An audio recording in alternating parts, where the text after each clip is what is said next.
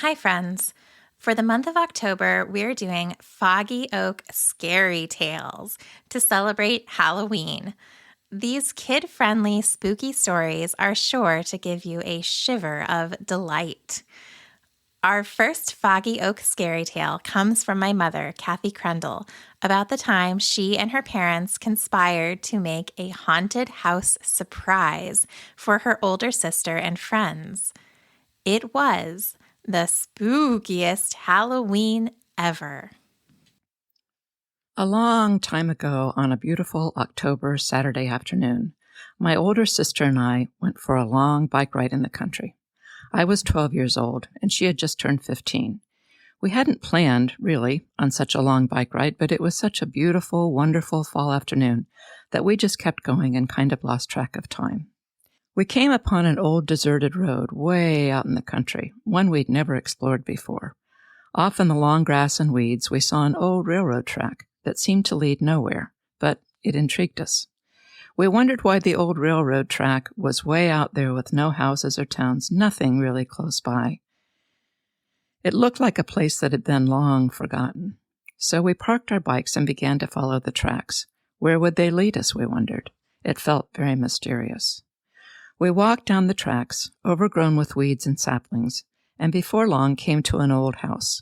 Part of the roof was caved in, and some of the boards on the front porch were missing.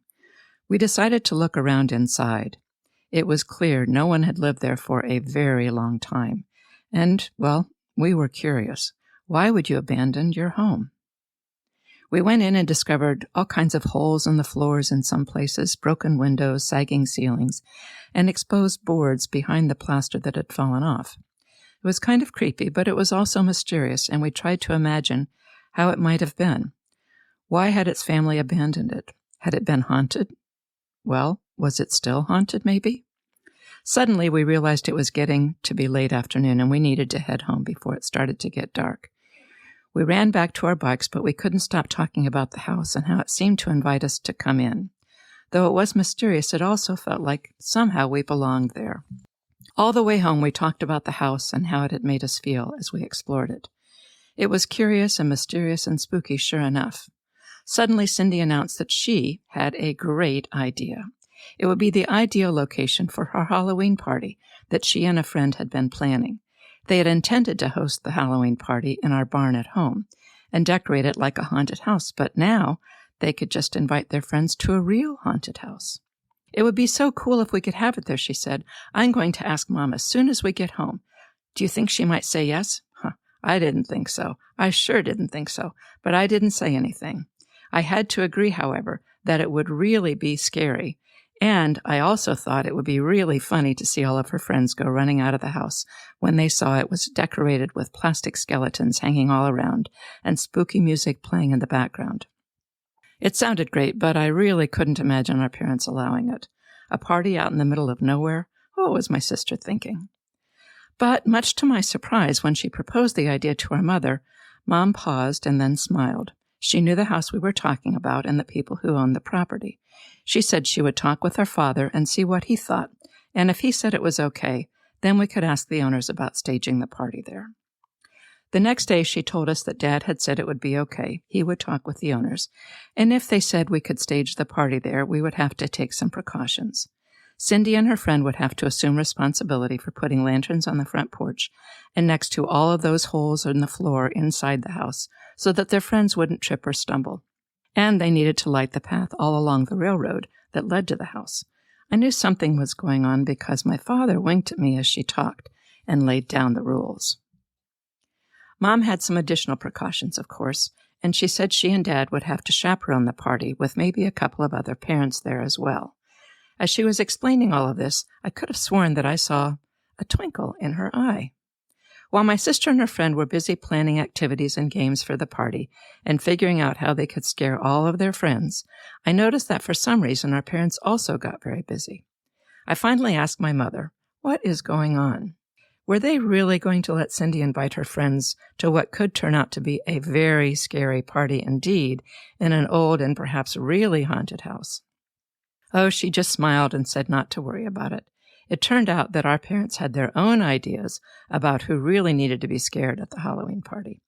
I couldn't wait to see the look in my sister's face when she saw what our parents had planned. She and her friend were the ones who were really in for the big surprise. I had never seen our parents so excited. They got very busy indeed. They did everything secretly so my sister didn't suspect anything. Our father gathered old chains that made scraping noises when you dragged them across the floor. And he found a scary old mask with blood-red eyes that glowed in the dark when you shined a flashlight under your chin. It had long, straggly gray hair attached to it, along with a long gray beard. It freaked me out when he put it on to show it to me, even when it was broad daylight. Meanwhile, our mother gathered some old pots and pans and big wooden spoons that made hollow sounds that echoed when you pounded on them. And of course, I used my tape player to record some really spooky-sounding music that I could play from one of the back rooms. A haunted house had to have some scary sound effects after all.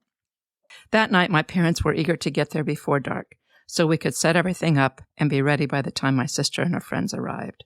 There was a full moon, so you could see the house through the clouds as you walked down the railroad track, but it would be dark inside the old house, except for those candles in the jack-o'-lanterns that we had planted all over the place.